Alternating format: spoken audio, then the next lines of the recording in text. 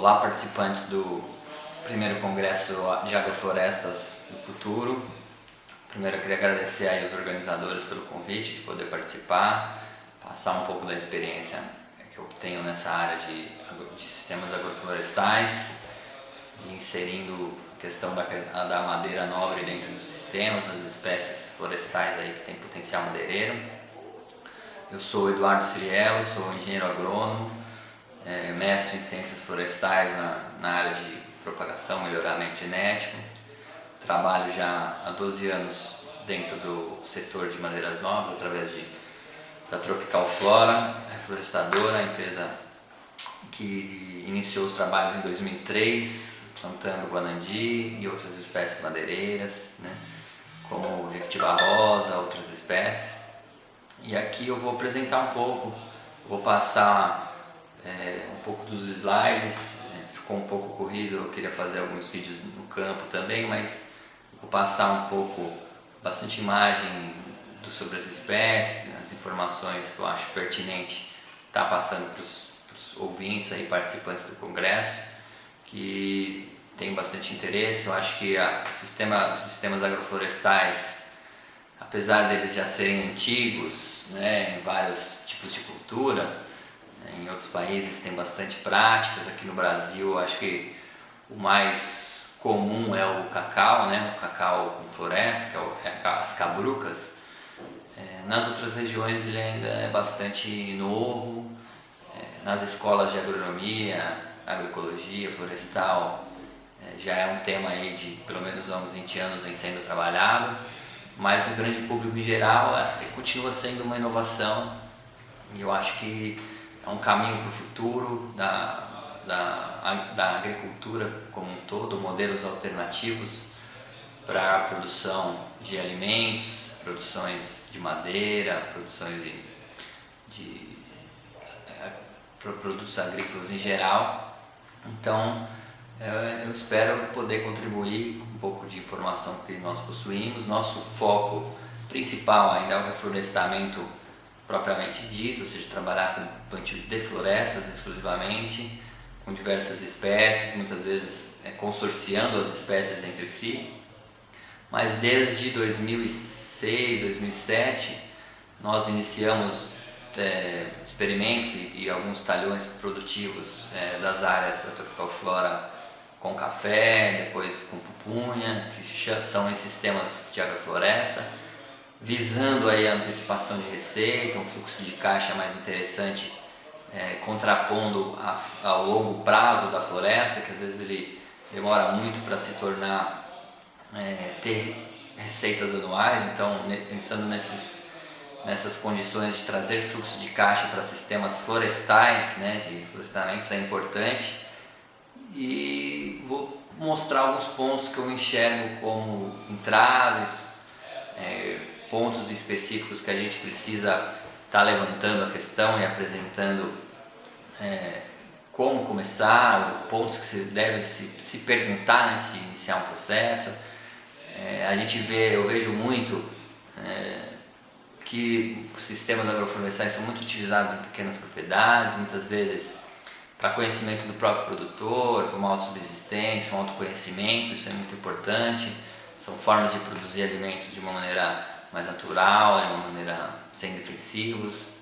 Então eu vou buscar trabalhar um pouco alguns pontos. Não dá pra gente transferir tudo, mas eu acho que é um primeiro startup aí das pessoas que têm interesse de desenvolver esses trabalhos, inserindo as espécies florestais de potencial madeireiro e potencial de madeira, produção de madeira nobre, produção de madeira de qualidade, né, dentro desses sistemas, que é absolutamente viável e também fundamental para, às vezes, para se produzir receitas no médio e longo prazo substanciais para esses sistemas. Então espero que vocês gostem do material que eu vou passar, e vou estar aí com meus contatos disponíveis para poder interagir com os participantes, tentar atender um pouco de dúvidas, e também ao longo dos contatos mostrando um pouco do trabalho que a gente faz Temos focado bastante nos últimos 2 anos no desenvolvimento de sistemas produtivos em agroflorestas, né? Temos abrido novas frentes em regiões que proporcionam bastante isso, e acredito que vamos poder contribuir na prática através da implantação de novos projetos ao longo de vários estados brasileiros que a gente atua. Nós estamos em Garça, interior de São Paulo, temos um viveiro de mudas. Nós trabalhamos desde importação de sementes, seleção de matrizes, coleta de sementes de material superior, ou seja, matrizes selecionadas, produção de mudas de qualidade. Temos uma integração de alguns viveiros que participamos, somos parceiros na produção de espécies nativas para recomposição, recuperação ambiental, composição de ambientes degradados, assim como produção de mudas de pupunha, produção de mudas de outras espécies, de culturas agrícolas aí, de café, que podem integrar esses sistemas agroflorestais. Então, estamos abertos aí, depois da ocorrência do evento, a receber informações, dúvidas, e interessados em conhecer um pouco mais do nosso trabalho em loco. Recebemos pessoas aqui, a gente pode agendar algumas visitas das pessoas interessadas. Também realizamos às vezes visitas técnicas direcionadas a produtores que desejam implantar esses projetos, e prestamos consultorias, assessorias nesse sentido, de ajudar aos projetos terem sucesso, dando esse apoio técnico, apoio prático, né, de troca de experiências nesse sentido. Então, obrigado, aproveitem o material, espero que eu possa ter uma dinâmica interessante na apresentação da palestra, que vocês possam aproveitá-las. Obrigado, saudações aí agroflorestais a todos.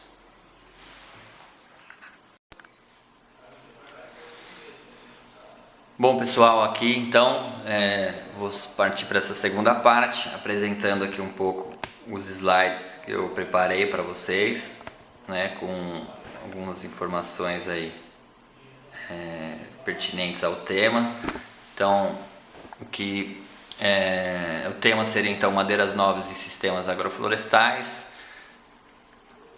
e vou apresentar então um passo a passo, eu apresento bastante palestras sobre o tema de madeira nobre, então eu vou tentar dar um enfoque, usar bastante material que eu trabalho já nessas palestras, mas dando esse enfoque nas nossas experiências com agroflorestas. Primeiramente, quando a gente pensa num projeto florestal, a gente pensa muito na seleção de espécies adequadas, visando aí a preparação, a adaptação dessa espécie ao local que você vai estar implantando a sua floresta, a sua agrofloresta. Então, nesse ponto a gente tem que analisar bastante as condições edafoclimáticas da área e respeitando um pouco quais são as necessidades de cada espécie. No geral, as espécies florestais apresentam uma rusticidade maior, boa adaptação a diferentes condições de solo e de clima, condições de fertilidade de solo e tal, mas sempre, quanto melhor a qualidade de sítio, maior a produtividade. Existem algumas espécies que necessitam de solos mais argilosos, solos mais férteis, para terem aquele seu potencial de produtividade realmente vir à tona e se tornar real. Então aqui eu tenho uma foto aqui, 3 fotos aí de um jequitibá rosa, do lado esquerdo, o guanandi no meio e o mogno africano no lado direito, todos aí que a gente trabalha na área florestal, plantando comercialmente. Então, geralmente a gente avalia alguns pontos. Então, o que eu desejo produzir: carvão, lenha, papel, celulose, postes, madeira para serraria, laminação. Então, o produto final que eu desejo já também define a espécie, né? Ajuda bastante nesse ponto. Quando a gente fala em madeira nobre, geralmente a gente pensa mesmo em serraria e laminação, que seria o produto de maior valor agregado. Mas mourões, postes e lenha são subprodutos que realmente vêm junto com a floresta nos seus desbastes, né?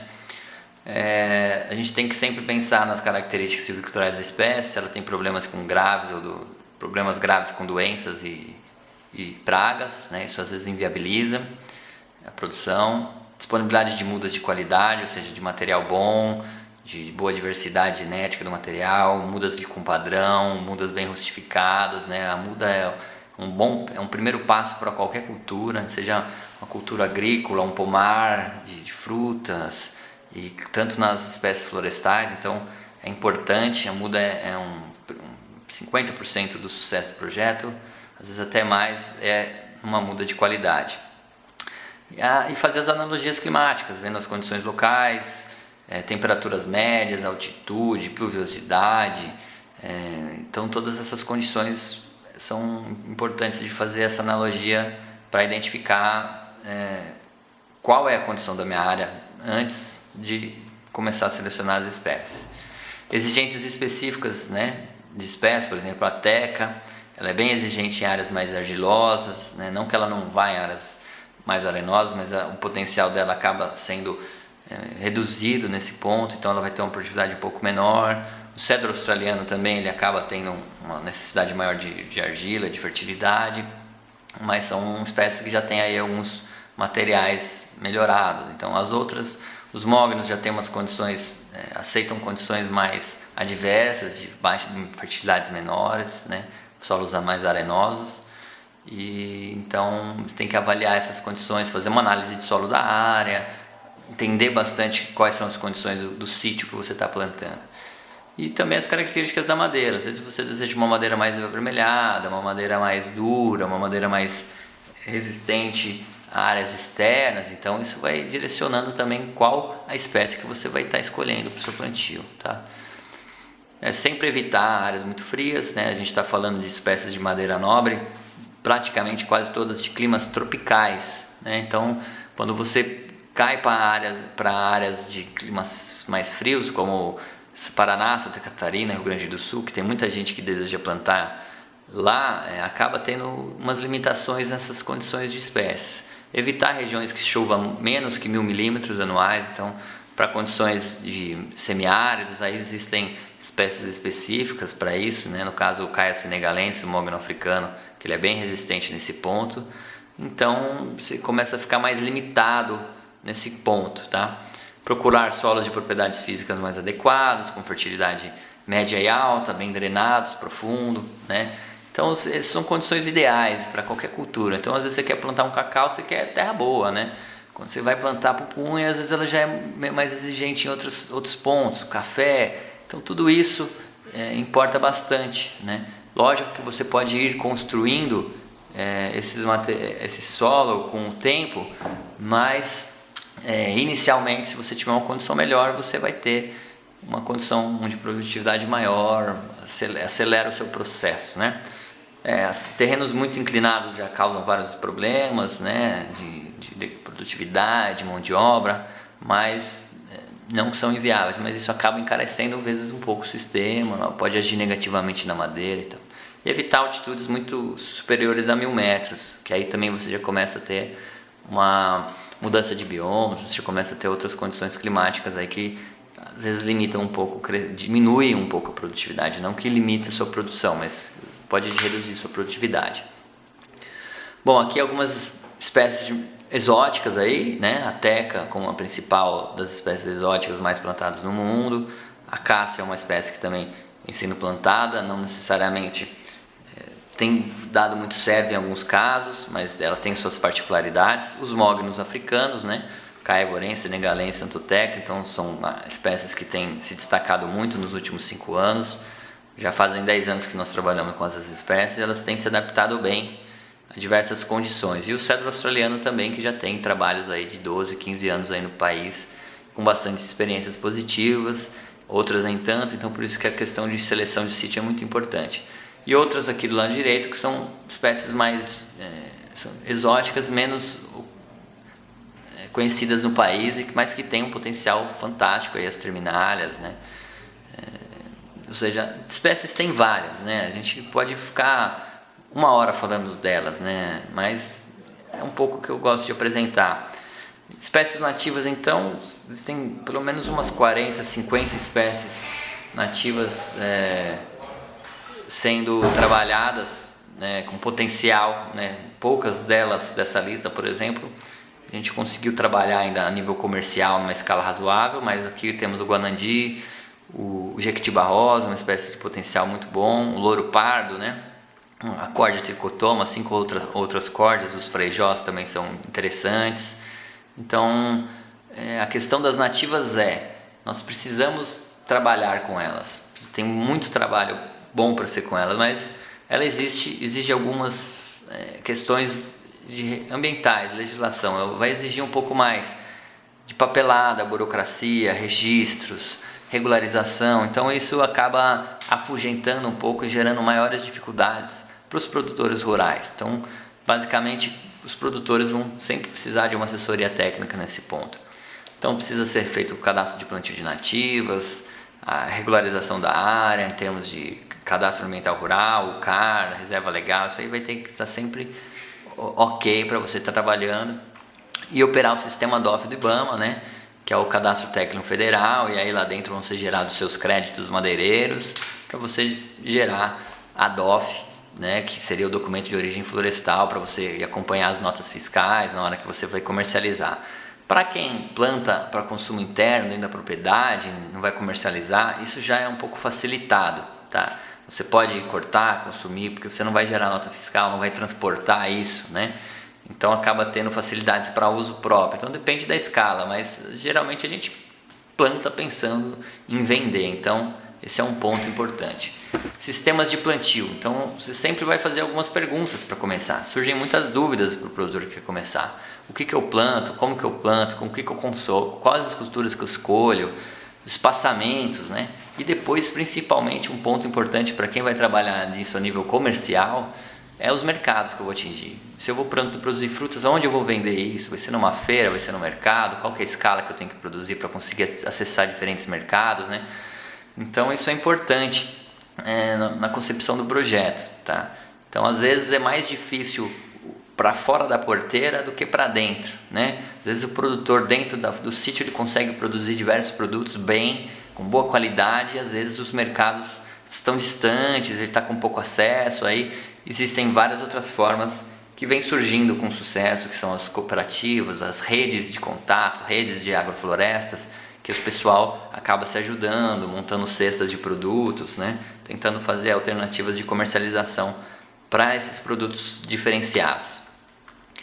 O perfil do produtor conta muito na hora de desenvolver o projeto, né? Na complexidade dele, como que eu vou fazer? É um perfil de pequeno produtor de subsistência, onde ele vai vender o excesso, então ele vai trabalhar num nível diferente, é ele mesmo que põe a mão na massa, quais os recursos que ele tem, as estruturas, né? Se ele já é um médio ou grande produtor, ele deseja atingir mercados, ter maior escala, vai exigir mão de obra, como que ele vai montar esse sistema, né, para ter a questão da mão de obra adequada, né, equacionar a questão custo-rendimento. Então isso é muito importante em sistemas agroflorestais. E as experiências que o cara tem em agricultura, se ele sabe, se ele já tem uma ligação com a agricultura ou não, né, isso influencia. E aí para a gente chegar numa situação dessa, onde uma agrofloresta montadinha, já num nível de maturação interessante, gerando frutos, sempre vai ser importante essas duas figuras aí do lado direito, o produtor e muitas vezes aí um consultor técnico, uma assistência técnica, algum técnico acompanhando, trazendo novidades, tentando enxergar, solucionar problemas às vezes que acontecem ao longo como pragas e doenças. Então esse intercâmbio entre os engenheiros florestais, agrônomos, técnicos florestais ou técnicos agrícolas que vão se especializar nesse tema, essa integração com o produtor, ouvir o feedback, a gente aprende muito com o produtor que realmente está ali. Então essas duas figuras são importantíssimas no sucesso, tá, dos projetos. A gente aprende muito escutando as diferentes realidades que a gente tem na área rural, em todo o país aí. E aí tem sistemas de plantio, né? Geralmente quando a gente fala em florestas, o pessoal quer plantar puro, tudo uma espécie só, como os plantios de eucalipto são feitos, de pinos. Isso aí traz uma maior facilidade de manejo, um apelo comercial melhor, você consegue montar fluxos de caixa, planejamento, financiamentos mais adequados, você consegue focar numa espécie só, fazer um marketing de um produto só. Então isso facilita muito comercialmente falando. né? O que a gente vem implantando gradativamente é você trabalhar com mais de uma espécie, não necessariamente no mesmo talhão, às vezes fazem talhões puros, homogêneos na propriedade, né? Mas também estamos tentando inserir a integração, consórcio entre espécies, 2 a 3 até 4 espécies de madeiras no mesmo talhão. Isso a gente consegue definir melhores espaçamentos, dispersão disso aí dentro do campo para reduzir riscos com pragas, gerar uma competição positiva. Então você tem que pensar em espécies que não cresçam cresçam iguais para que uma não suprima a outra, você tem uma competição positiva, uma puxa a outra para cima, né? E lá na frente você vai ter diferentes tipos de madeira, às vezes você vai ter ciclos, prazos diferentes, uma cresce um pouco mais que a outra, você consegue ter melhores fluxos de caixa, de colheita, mas você vai ter uma maior complexidade de manejo, você vai ter diferentes manejos de poda, diferentes manejos de sombra, às vezes você vai ter colheitas em determinados pontos, e os inventários acabam sendo um pouquinho mais complexos, tá? Então, dentro desse setor de reflorestamento, a gente também sempre comenta a questão das agroflorestas, né? Que melhora o fluxo de caixa, necessidade de você precisa se adaptar melhor aos espaçamentos, pensar bem quais culturas você vai trabalhar, para você não deixar o sistema muito complexo inicialmente, né? Enquanto você está criando experiência, ou às vezes você está querendo fazer uma escala um pouco maior, você precisa ter concentração em 2 ou 3 produtos só, senão você não consegue atingir os mercados à escala que você precisa. E as culturas que se adaptam bem a sistemas agroflorestais que a gente já trabalhou é o café, a pupunha, a pimenta, o cacau, são culturas aí que estão sempre passíveis de trabalhar em sistemas agroflorestais. E o silvopastoril, que eu acho que é uma grande evolução da cultura da pecuária, eu acho que a pecuária tem que estar olhando bastante para esse sistema silvopastoril. Nós temos muitas pastagens degradadas, a pecuária é uma atividade muito importante no país, né? O Brasil é referência nisso, então nada mais como desenvolver tecnologias para silvopastoril, né? Então isso vem crescendo bastante, junto com a integração com a agricultura, o ILPF, que a Embrapa vem trabalhando, que seria um agro-silvopastoril. Então eles criaram a integração lavoura, pecuária, floresta. Então isso eu acho que é uma inovação que vem se consolidando, e isso é positivo para todos os setores, tá? Florestal, agrícola. Então a presença do gado, seja do gado, né, da pecuária, seja de ovinos, seja de outros tipos de animais, também são importantes, podem ajudar na dinâmica do sistema, desde que implantados em momentos certos, né? A importância da sombra no pasto é fantástica, você vê aí uma sombra disputadíssima, né? Para o bem-estar animal, para o ganho de peso, para a produção leiteira, né? Você vê aí que nesse caso aí, ó, cada vaca tem a sua árvore, né? Sua sombrinha. Nos momentos de pico de calor, ela está lá descansando, não está perdendo energia. E aí as integrações de grandes lavouras de soja, de milho, de aveia, integradas com plantios florestais, com eucalipto, com mogno, com teca. Lógico que o eucalipto acaba se sobressaindo pela presença que ele já tem no país, mas ele é passível, né, de se trabalhar depois uma boa pastagem, bem nutritiva, e o gado aproveitando todo esse conforto, a recuperação do solo nesses manejos, né? Lógico que a gente está vendo aí sistemas para Mato Grosso, né? Ou seja, grandes áreas muito planas, bem mecanizado, né? Então o Brasil ele não existe uma realidade só, né? Então essa é a grande desafio dos engenheiros, né? E quem deseja trabalhar nessa área. E às vezes você tem um aproveitamento, né? Então você plantou lá um mogno e você planta feijão, planta milho enquanto esse mogno está crescendo. Então você tem lá 2, 3 anos de janela ali, onde você pode trabalhar culturas agrícolas nesse meio, enquanto as árvores não fecham as copas e geram um sombreamento dessa área, né? E aí sistemas agroflorestais propriamente dito, onde você planeja a implantação de culturas, como a pupunha, como a palmeira real, com os mognos, com teca, guanandi, jequitibá, com as espécies florestais. Aqui se tem, por exemplo, uma cultura principal, né? como a pupunha, como você tem a cabruca, onde é o cacau e mais a floresta. Você não tem mais de uma cultura agrícola. Então esses sistemas acabam já sendo dinâmicos, né? Já possui uma dinâmica, mas não é tão desafiador quando você colocar outros produtos aí dentro. Eu acho que os produtores, essa já é uma primeira escala, seria um primeiro caminho, e aí você pode, com a experiência, os recursos, você ir diversificando mais esses setores. Então você vê aqui a teca com o palmito, né, desenvolve. Então aqui a gente está vendo a teca com o palmito, aqui a gente está vendo o café com as florestas, com mogano, com guanandi, café com guanandi. Então existem diversos sistemas de formas de você colocar esse espaçamento, mais árvores, menos árvores. Quanto mais árvores você põe, mais você vai ter que trabalhar com desbastes, né, para trabalhar com sombra. A região é muito importante as sombras, né.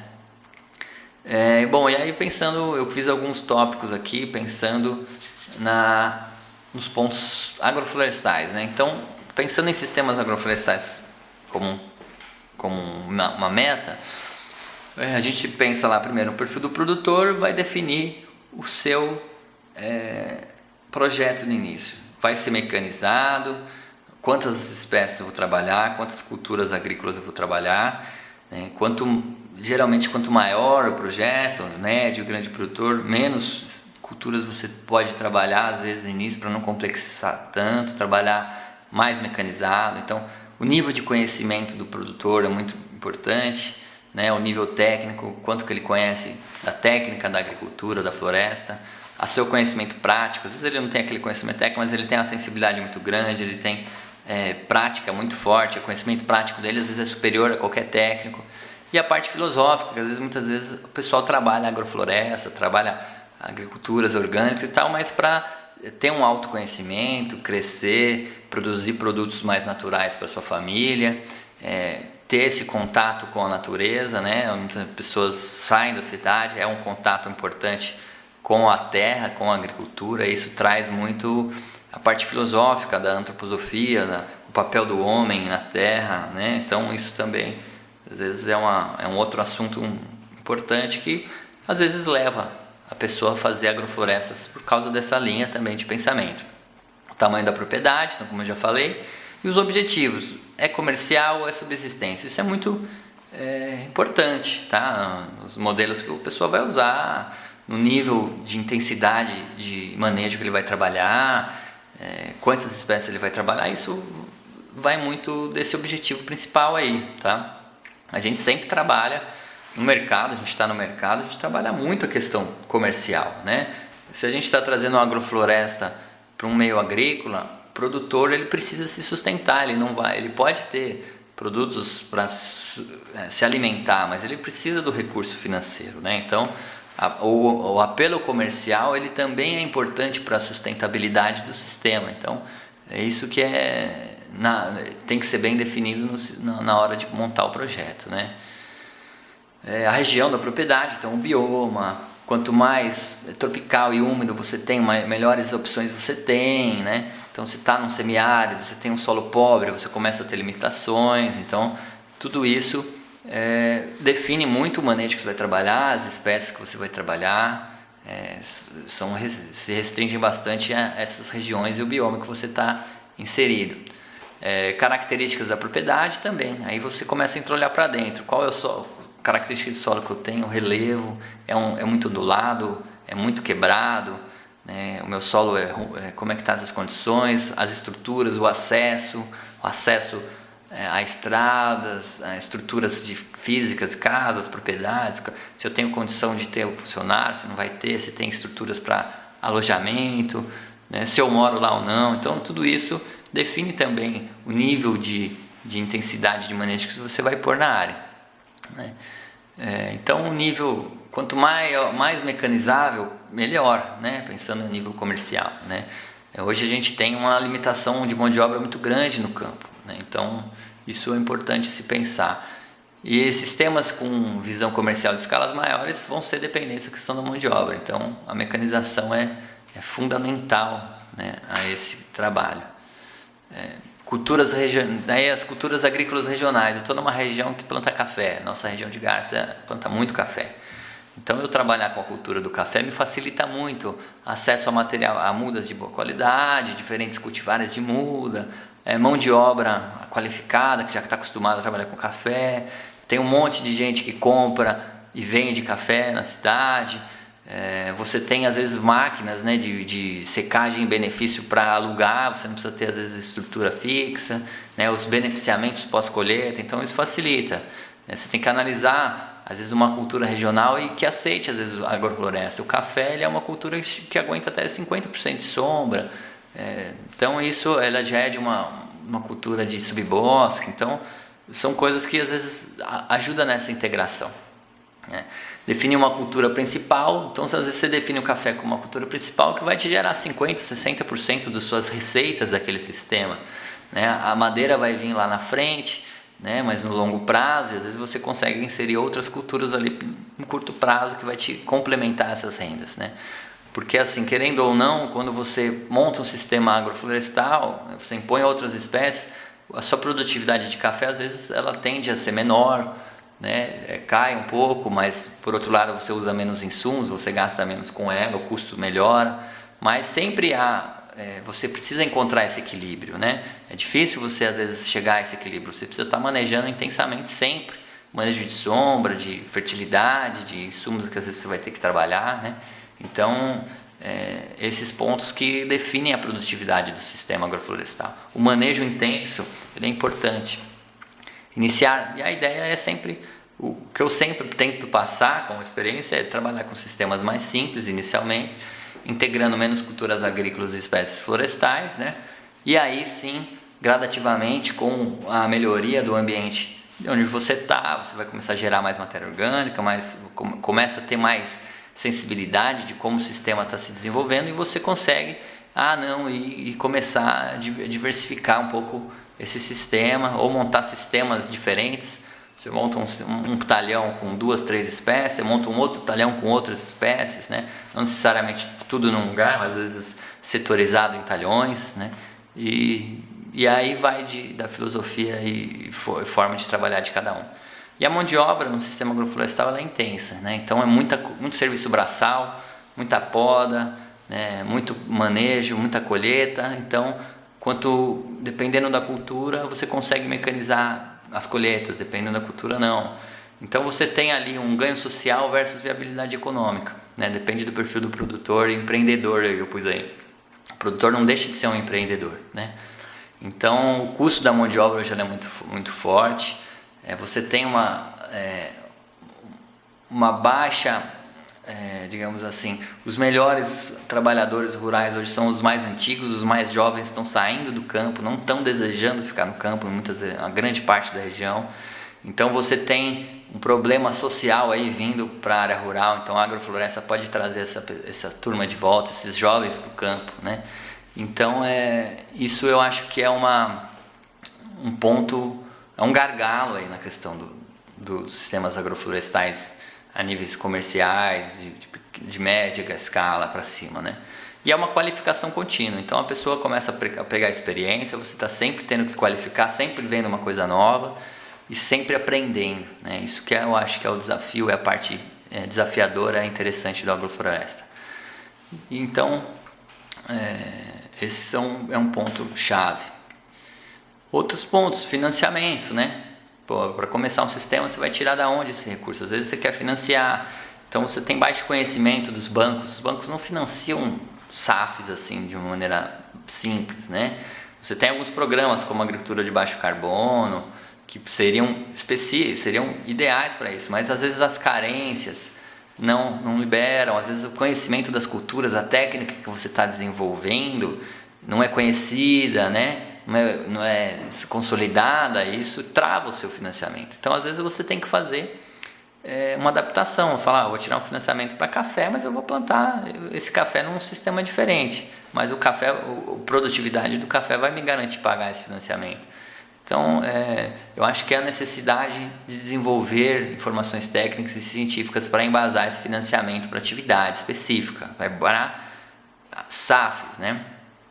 O manejo florestal como eu falei, é importante. Então, podas e desbastes contínuos gera matéria orgânica, traz bastantes inputs aí para o sistema de solo e também gera produtos. Eu vou estar sempre gerando lenha, madeira, vou estar, né, gerando produtos aí que eu posso comercializar e utilizar na propriedade. E às vezes não pensando, e você integra também, estou falando de espécies madeireiras de madeira nobre dentro do sistema, mas muitas vezes você pode trabalhar com espécies de serviço, seriam aquelas leguminosas de rápido crescimento que você vai estar sempre podando, cortando embaixo e gerando massa para esse sistema.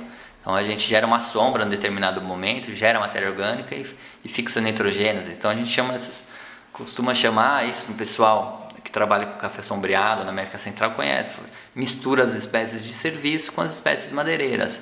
As espécies de serviço seriam as leguminosas, onde eles podam todo ano agressivamente, né? E aí outros sistemas, pensando na questão já de insumos, né? Qual o sistema de produção que eu vou trabalhar dentro dessa agrofloresta? Eu vou trabalhar dentro de um sistema convencional, onde eu vou trabalhar com insumos químicos, né? Fertilizantes químicos, às vezes eu vou usar fungicidas, inseticidas, controle do mato, herbicidas e tal. Você consegue produzir esses agroflorestas em sistemas convencionais. Às vezes eu vou trabalhar no orgânico, um biodinâmico, um sintrópico, vou certificar isso numa agricultura orgânica ou não. Então, tudo isso também define o seu processo. Às vezes você começa num orgânico, convencional, vai transitando por um orgânico, vai evoluindo esse sistema para né, ao longo do tempo, porque às vezes você pega um ambiente muito degradado e você transformar isso de uma maneira rápida já num orgânico biodinâmico, às vezes pode gerar um prazo um pouco mais longo. Então vai muito de você ter digamos assim, um bom senso, né, de utilizar e selecionar o sistema que você quer. Todos eles se encaixam, né, no processo, tá? A escala, a transição que você quer fazer, o nível de degradação, a disponibilidade de recursos que às vezes você tem na propriedade, tudo isso influencia também, né, no desenvolvimento desse sistema. Então aí, né, algumas ilustrações bacanas. Aí do lado esquerdo tem um café sombreado, onde você tem as espécies madeireiras com as espécies de serviço, copas diferentes, né, formas diferentes. E aí embaixo um segundo momento já com as espécies de serviço podada para liberar a luz para o café em momentos que ele precisa. Aí sistemas com grãos, aí do lado direito você já vê sistemas com grãos, geralmente trabalhas aí com aleias, né? Alley crops que eles falam, que seriam as linhas de florestas de árvores entre as culturas, né? Que isso gera quebra-vento, infiltração, conservação de solos, você pode plantar nas curvas de nível, né? A integração dessas linhas, dessas aleias de árvores, de diferentes formas de copa, 2 ou 3 linhas de árvore, uma linha de árvore, intercalando essas espécies nessas linhas, né? Então é muito dinâmico. Então aqui algumas imagens, né? Aqui um café com eritrina. Então a eritrina acabou de brotar, então a gente pode ver os brotos novos, né? Dentro desse sistema. Aí a gente já vê a terminália, espécie madeireira dentro do sistema de café. Esse é um café na América Central, lá na Costa Rica, onde tem a espécie madeireira somente. Essa é uma outra espécie leguminosa, mais madeireira também. Então é muito bacana você ver esses sistemas ao vivo, né? E aqui às vezes uma coisa que muitos produtores se chocam, né? Falar, eucalipto com café, né? Então vai muito da densidade, espaçamento, trabalho de podas que o cara fez nesse eucalipto. Então tá fantástico esse plantio aí também. Aqui já um cacau, né? Um cacau com banana e espécies madeireiras ali na região da Bahia. Então um sistema interessante. Espécies madeireiras aí estavam entre 11 e 12 anos. Eu ainda não consegui pegar a idade certinha desse plantio, mas está entre 11 e 12 anos.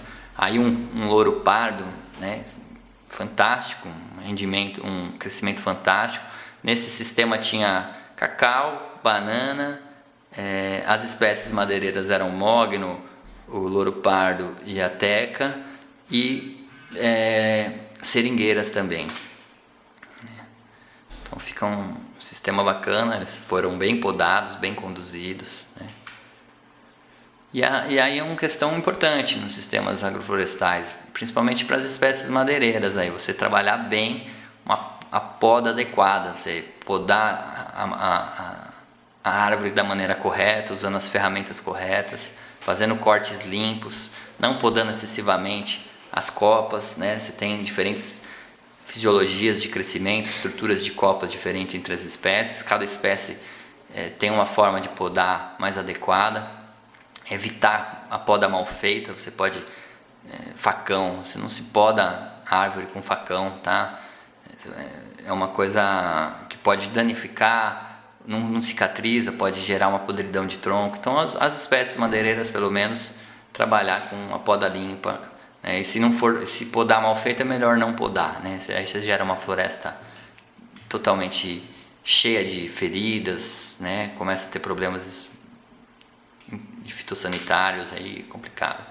E os benefícios que a poda faz, né? Às vezes você pega aqui uma espécie que não teria potencial, uma poda bem feita, você consegue ter uma forma, né? Você consegue ver árvores que não teria potencial nenhum de condução, e você conduzindo uma poda bem feita, você consegue formar fustes, né?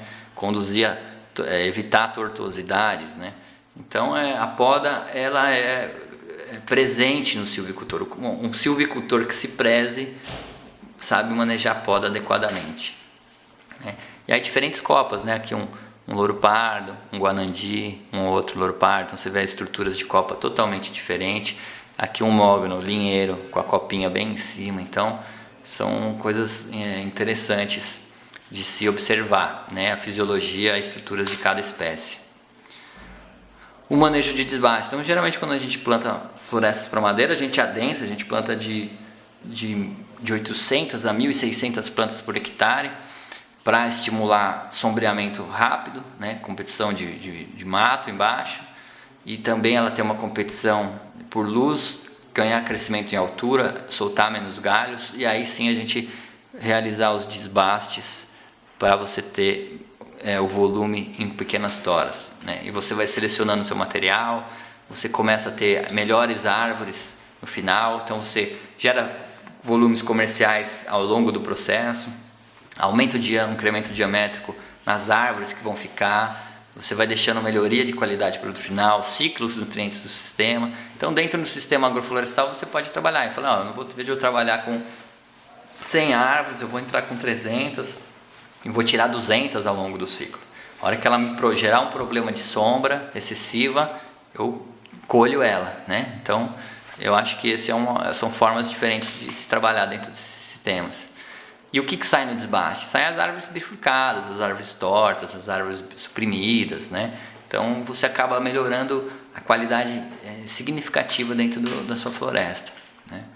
E o desbaste marcou, cortou, faz um processo. Eu acho que quando a gente planta, a gente maneja, a gente vê que a gente perde um pouco aquele preconceito de cortar uma árvore, de derrubar. Faz parte do sistema, faz parte do processo e é fundamental, né? Aí é um guanandi sendo desbastado, uma árvore nativa de madeira de qualidade.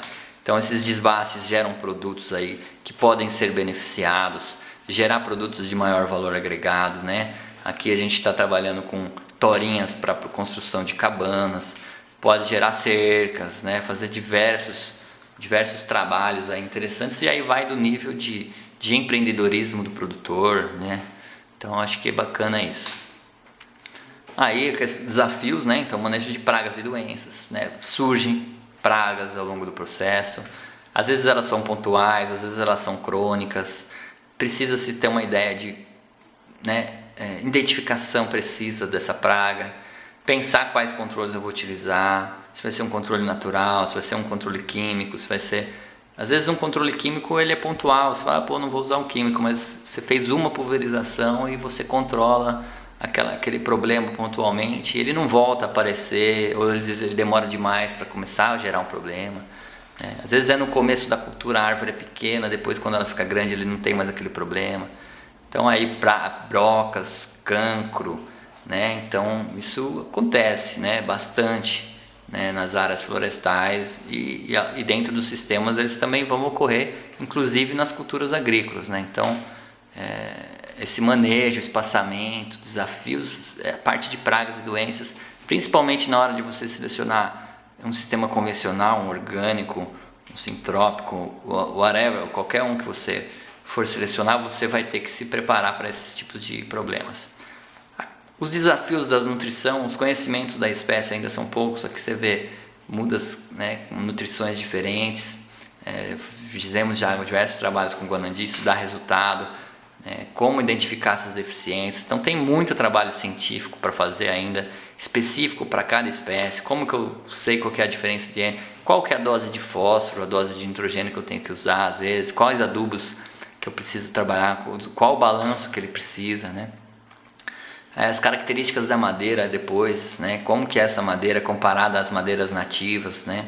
Aquelas naturais que eu falo, qual uma madeira de 15 anos de guanandi tem a mesma característica de uma madeira de manejo lá que tem 100, 200 anos, aquela árvore, elas vão ter valores semelhantes, vão ter qualidades semelhantes, então todos esses trabalhos de propriedades físicas, estéticas, usos, né? São muito trabalho para se fazer, né? Secagem da madeira, produtos, processamento. Então, cada espécie que você integra nova, você tem todo um trabalho de 20 anos para se fazer, 20, 30 anos, né? E, infelizmente, existem muito poucas iniciativas para isso, né? Falta recurso para se trabalhar tudo isso. E aí você acaba trabalhando com espécies já mais tradicionais de conhecimentos, como a teca, que você já tem materiais bons, já tem mercado consolidado, você não vai ter que trabalhar marketing, você não vai ter que trabalhar um monte de coisa. Então, é aí que eu entro, que eu vejo a agrofloresta, os sistemas agroflorestais como inovadores, porque ele pode trazer nessas espécies gradativamente, né? Você está gerando receitas com outras culturas e, paralelamente, no médio e longo prazo, você vai estar gerando produtos de espécies aí que muitas vezes, pensando num reflorestamento comercial, elas não estariam sendo plantadas, né? Então, as curvas de secagem, né? Então, aqui eu vou falar um pouco das espécies. Esse é o mogno brasileiro, né? A espécie chave, a madeira mais nobre que existe, mais conhecida mundialmente, etc. E que gera um problema sério, né? Ela tem um problema sério que é a broca do mogno, dos ponteiros, que bifurca, come o ponteiro dele, bifurca a árvore. Essa broca ataca o cedro, né? Rosa, ataca outras meliáceas. Mas é uma espécie que tem um bom potencial, né? Ela pode ser introduzida às vezes num ambiente já mais sombreado. Aqui ela está plantio puro, a gente tem mais de 20 mil árvores plantadas dela, né? Então essa é a broca, né? Ela é uma mariposa, então ela é super eficiente, né? Super difícil o controle. Então existem estratégias de você esconder o mogno, entre plantar embaixo de dosséis elevados, com poucas árvores por hectare, e aí você pode ir conseguindo. Em pequenas escalas, médias escalas, você consegue tirar. E aí é um desbaste aqui de uma área nossa, essa área já está indo para o segundo desbaste, já dá uma madeira de qualidade, fantástico, né, fazer esse tipo de trabalho. Aqui é o guanandi, nossa primeira plantação, essa foto já tem uma idade, é a primeira fazenda que a gente plantou, já está com 12 para 13 anos, uma espécie que tem um fuste bom, boa adaptação, ocorre no Brasil inteiro, né? A história de que ela é de regiões, de ambientes brejosos, ela sobrevive, mas ela gosta de áreas bem drenadas, né? Pluviosidades de 1200 para cima, não gosta de muita seca, mas ela se adapta a diversas condições. Então é uma espécie potencial, né, a nível Brasil, tá? Chega a tamanhos de 40, 50 metros, quase 2 metros de diâmetro, corre aí no Brasil inteiro, na América Central até o México. Tem diversos usos, o uso naval é muito frequente lá nos estaleiros da Bahia, né? Usado muito para barcos e tal. Móveis, movelaria, eu acredito que a movelaria, a construção civil interna, ela vai ser muito utilizada. Aí é uma bolacha de uma árvore de 18 anos que a gente colheu, né? Dá para ver bem o cerne, a característica dela, ela é bem cilíndrica, tem um rendimento de madeireiro muito grande na serraria. Aí tem cada espécie você tem os seus subprodutos, né? Às vezes você não usa em escala comercial, mas você consegue usar esses produtos internamente, né, dentro da propriedade. Você pode produzir óleos, no caso do Guanandi você tem tanino, você tem óleo da casca, óleo essencial. E aí cada produto desse é quase um plano de negócio a ser trabalhado, entendeu? Aqui um pouco do desenvolvimento, um pouco uma foto de mudas, ela muda recém-plantada, ela é uma espécie bem linheira, fica uma copa bem pinheirinho, começa a produzir sementes com 3 para 4 anos, ela já com 4 para 5 anos, né? Então ela vem se desenvolvendo bem. Aqui com 18 anos, tá já próximo do seu corte final, árvores extremamente altas, linheiras, cilíndricas, né? Então, espécie muito fantástica, que tem um potencial de melhoramento genético muito grande. A gente está trabalhando um pouco nessa linha para desenvolver clones dessa espécie. Aqui a teca, né, ela é conhecida mundialmente, tem um mercado consolidado. Hoje você consegue obter cotações de teca no mundo inteiro. É uma madeira extremamente utilizada, mercado indiano, mercado asiático, Malásia, Indonésia, são gigantes, né, de consumidores. Então ela produz uma madeira de excelente qualidade para móveis interiores, até uso externo, né? Espaçamentos já aí de 3x3, 4x4, já tem clones desse material, crescimento fantástico, produtividade boa. É uma espécie que necessita bastante de podas, né? Aqui no cerrado, então se a gente fala, a teca precisa de chuva, precisa disso aqui, aí você pega um cerrado, um projeto aí num cerrado, onde a gente vê aqui um talhão de teca sendo plantado no Cerrado Mineiro, com um ótimo desenvolvimento. Lógico que um bom manejo de solo, de preparo desse solo, calagem, correção, 1 a 2 anos de estruturação disso antes de plantar, e a continuidade desse manejo da fertilidade do solo para você ter rendimentos fantásticos aí, né? Então aí regiões que poderia se dizer não é para teca sendo produzida satisfatoriamente, né?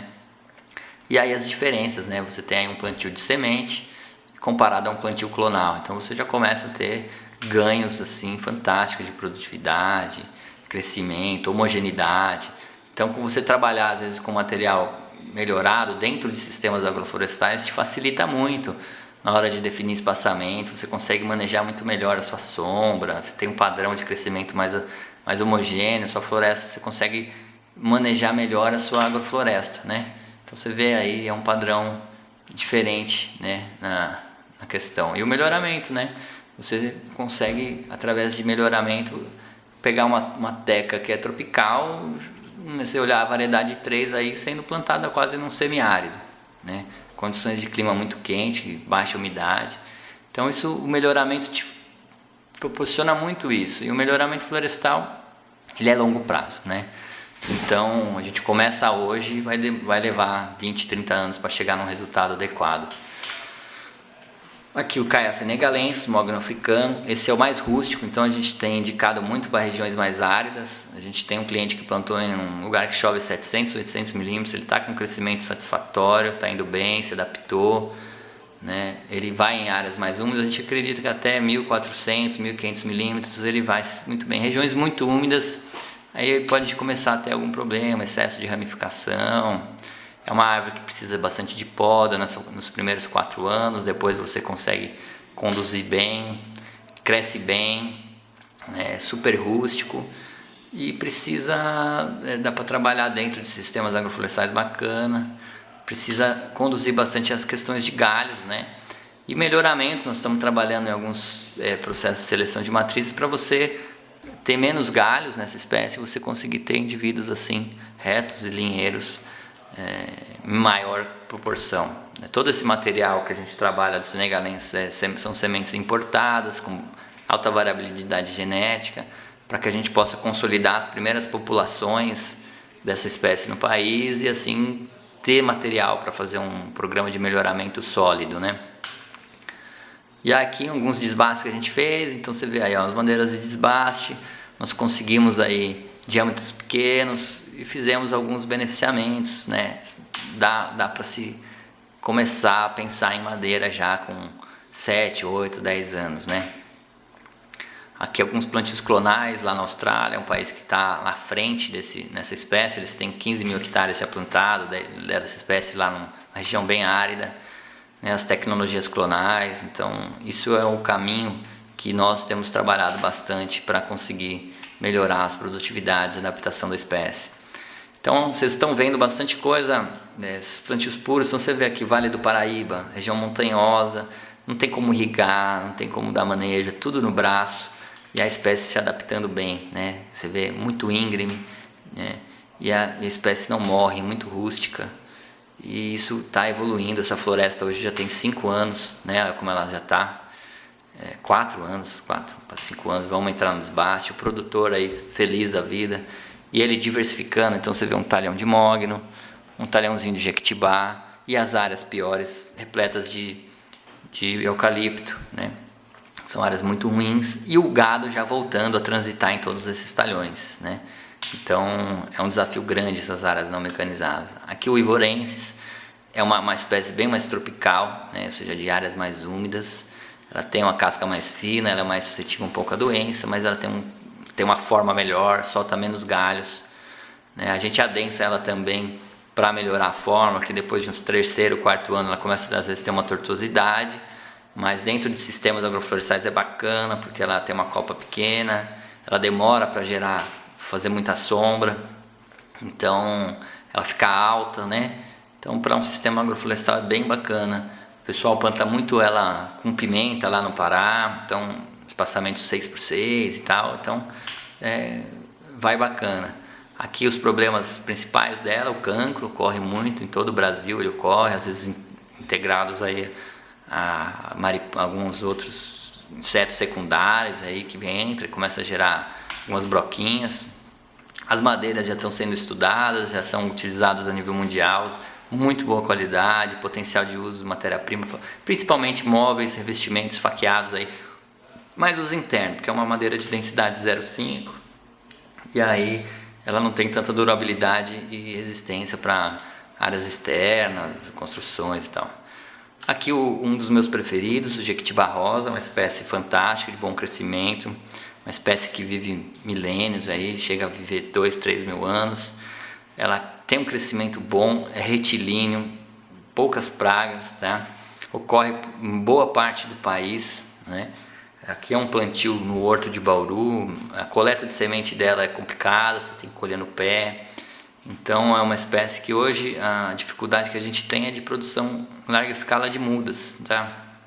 Alguns plantios, né? Você vê, a gente tem plantios aqui de 6 para 7 anos, já vi plantios de 10, 12, 15 anos aí realmente muito bons, e que é uma espécie que a gente gosta muito, além de ser uma espécie símbolo do país, vários estados têm ela como uma árvore símbolo do estado.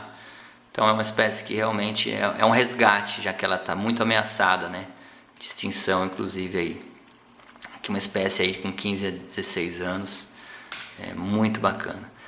E aqui é uma análise que eu jogo no fim das palestras, porque às vezes o produtor quer uma árvore que cresce muito rápido no início, sendo que a árvore vai ficar 15, 20 anos. Então não adianta você olhar ela no 2º ano. Às vezes você tem uma árvore que cresce mais lento no começo, mas ela recupera isso ao longo do prazo, e lá no final, nos 20 anos, nos 15, 20 anos, ela está muito parecida ou igual, ou às vezes ultrapassou aquela que saiu na frente. Então aqui a gente tem, cada árvore tem a sua curva de crescimento. Você tem curvas ascendentes, curvas bem retilíneas, aquela que cresce primeiro, depois estabiliza. Então são fisiologias, né? E isso para um sistema agroflorestal é importante, você entender qual que é o ciclo de vida útil daquela espécie, quando ela começa a morrer, quando que eu vou colher ela. Então você vai ter árvores que você vai colher com 5, árvores que você vai colher com 10, árvores que você vai colher com 15, com 20, com 25, 30, 40 anos, né? Tem espécies que você vai colher com 40 anos que são extremamente ótimas para trabalhar. Muitas delas, às vezes, você tem frutos que você pode utilizar. O baru é uma delas, o cumaru. Você tem outras que produzem frutos para fauna. Então, isso é fantástico, essa análise de longo prazo. Tá?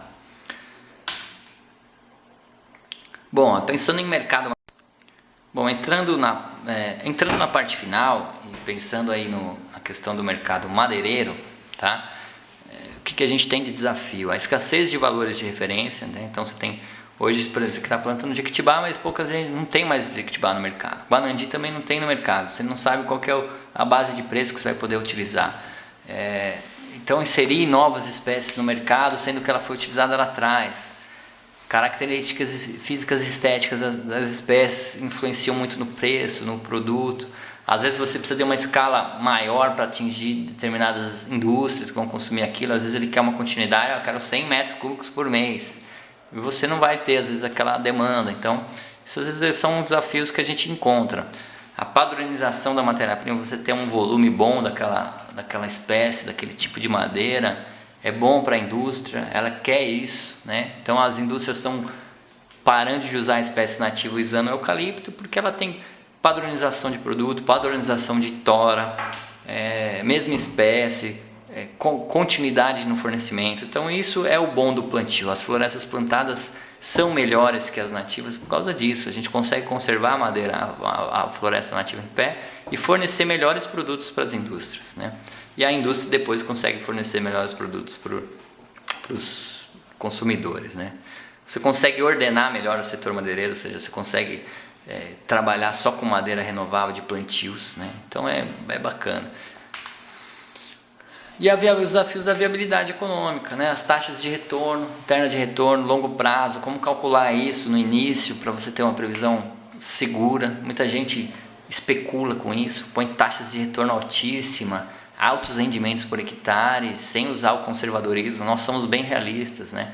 É melhor você ter uma surpresa positiva lá na frente do que uma negativa. Então, sempre trabalhar com o pé no chão, valores bem conservadores. As taxas de retorno, elas variam de 12% até 15% ao ano, ou seja, é ótimo para isso. E atrelada à agrofloresta, você consegue melhorar isso. A árvore sai de graça, praticamente, assim, né? Entre aspas, né? Você está produzindo culturas agrícolas e a madeira está crescendo ali naquele mesmo espaço, né? Quem está te bancando o fluxo de caixa anual são as culturas agrícolas. A hora que você vê, deu 10, deu 15 anos, você tem toras de madeiras que é praticamente um lucro líquido, porque você não gastou dinheiro com ela, você gastou dinheiro nas suas culturas agrícolas. Então a integração na agrofloresta é fantástica por causa disso, né? E aí os ciclos de produção, 5, 10, 15, então esses longos prazos para o cara que vai só plantar madeira, às vezes ele é muito desafiador, né? Não está preparado para isso, né? O payback é demorado, demora para você recuperar tudo que você investiu. Então a agrofloresta te vai quebrando esses riscos, né? Técnicas de produção, então mão de obra, então os desafios econômicos são grandes, mas a agrofloresta mitiga bastante desses itens, tá? E o perfil do produtor investidor, né? O perfil do produtor que vai encarar uma madeira nobre, de longo prazo, são poucos ainda hoje no país, né? Muitas vezes não é o produtor rural propriamente dito, às vezes é um empreendedor, às vezes é um advogado, um médico, um outro que tem uma outra atividade e quer fazer uma poupança, né? E às vezes o produtor vai plantar aquela madeira nobre se ele conseguir inserir ela dentro às vezes, do sistema agrícola dele. É aí que entra a agrofloresta dentro do produtor. O produtor rural ele é muito mais tendência à agrofloresta do que às vezes à floresta só, né? Mas então é isso que eu sinto um pouco do campo, né? Então o perfil do produtor ele é muito, muito interessante. Ele tem que ser um perfil de médio e longo prazo. Ele tem que enxergar isso no longo prazo. Ele tem que ter um espírito inovador de empreendedorismo. De uma certa forma, por ter escassez aí de financiamentos, ele vai ter que ter uma necessidade às vezes de um capital próprio, mão de obra, né, própria dele, vai ter que às vezes ir diversificando gradativamente dentro da propriedade dele com capital próprio. Ele necessita de uma experiência no setor agrícola, precisa estar dentro do setor, precisa estar hands-on, ou seja, tem que ser aquele cara que põe a mão na massa, que tem a sensibilidade de enxergar onde estão os entraves, os gargalos e buscar resolver os problemas, né? Enfrentar esses desafios. Tem que ser um cara dinâmico e inovador assim, nesse ponto. E definir bem o modelo de produção, né? Onde que ele quer se meter, né? Se ele quer ser orgânico, se ele vai trabalhar no convencional ou um misto disso, um pouco convencional, um pouco orgânico, um meio termo, um sintrópico. Então aí geralmente uma pessoa que pensa numa agrofloresta está pensando um pouco já no orgânico, no biodinâmico, no sintrópico, mas muitos também são bastante convencionais para viabilizar 2, 3 culturas, e aí gradativamente ele vai se tornando cada vez mais orgânico até o momento que ele tem uma estabilidade boa e aí consegue se tornar um orgânico propriamente dito, né? Os desafios aí a gente buscar inserir essa questão dentro dos programas de financiamento, né? Então, a questão de espécies nativas exóticas, os sistemas agroflorestais nisso. E tá aí, brigar por políticas públicas, inserção de plantio de nativas para fim de plantio comercial, de reduzir aquela burocracia toda para colher madeira nativa, plantada, né? Investimento contínuo e duradouro em pesquisa, precisa de muita pesquisa, muito trabalho, muito apoio institucional, incentivo fiscal, tributação diferenciada, seria legal discutir isso também. Pagamentos por serviços ambientais ainda está engatinhando muito, mas é uma opção.